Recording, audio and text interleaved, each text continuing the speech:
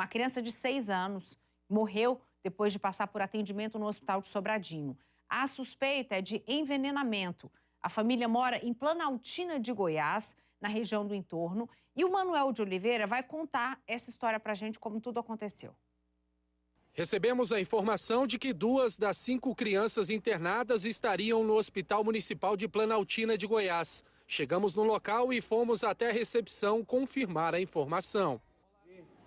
Vocês têm informações a respeito daquelas 2 crianças que estão internadas aqui com suspeita de envenenamento?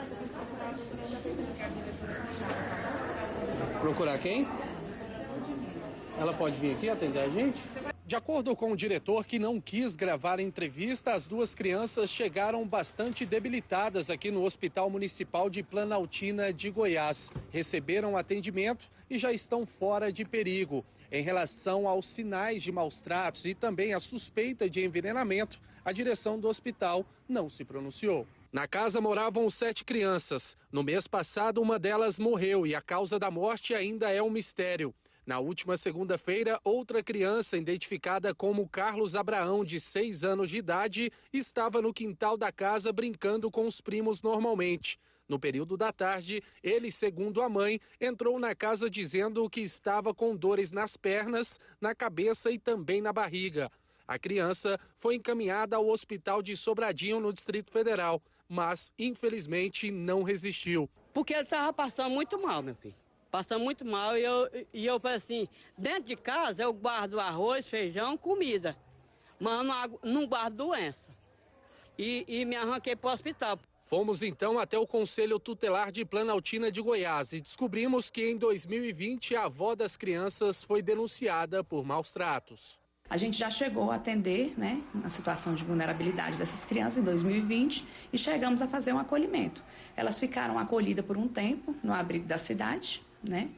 E depois de um tempo, de todo o acompanhamento social, junto ao judiciário, essas crianças retornaram com a vara da família, na decisão da vara da família, retornaram ao seu familiar.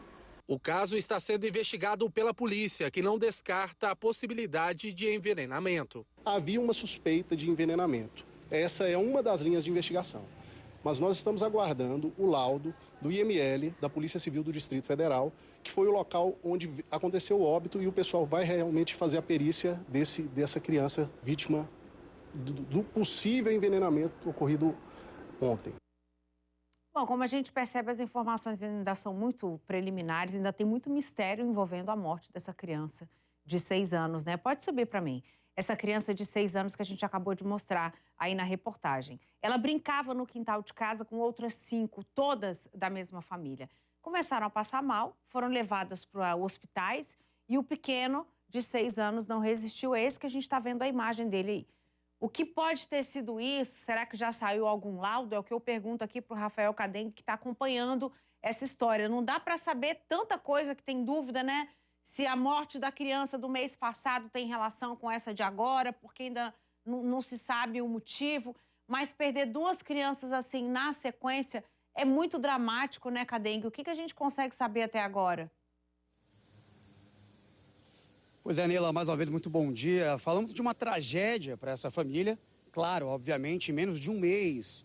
2 crianças que morreram, primeiro, lá no mês de janeiro, no dia 16 de janeiro, o João, de 4 anos, e agora, na última segunda-feira, o caso do Carlos Abraão, de 6 anos, que deu entrada aqui no hospital de Sobradinho, às 7 horas da manhã da última segunda-feira, como o próprio Manuel trouxe para a gente as informações, dores no corpo, dores na perna, reclamando muito, infelizmente, ao meio-dia, ele faleceu, mas em relação ao motivo, o que teria acontecido, a causa, a morte, apenas um laudo que deve sair em 30 dias para poder aí a gente ter uma ideia e, claro, saber ao certo o que aconteceu. Foi feita a necrópsia na criança após a morte, esse laudo será revelado, como eu disse, em 30 dias e é um mistério, a família está angustiada para saber o que aconteceu. A Polícia Civil do Estado de Goiás está investigando os motivos da morte dessa criança, até porque há essa suspeita de envenenamento, intoxicação, algo que ele possa ter, então, ingerido, algo que ele possa ter comido, colocado na boca e possa ter levado ele à morte. E também, claro, essas outras 5 crianças que passaram mal e estão internadas também, Neila. Pois é, e a gente estava comentando aqui que no mês passado a família também perdeu outra criança. O laudo da morte dessa primeira criança também não saiu, né? Não dá para saber do que foi. Pois é isso que gera ainda, claro, mais dúvida e também um mistério. Porque, segundo informações do Conselho Tutelar, lá em Planaltina de Goiás, a causa da morte do João, de 4 anos, no dia 16 de janeiro, está em segredo de justiça.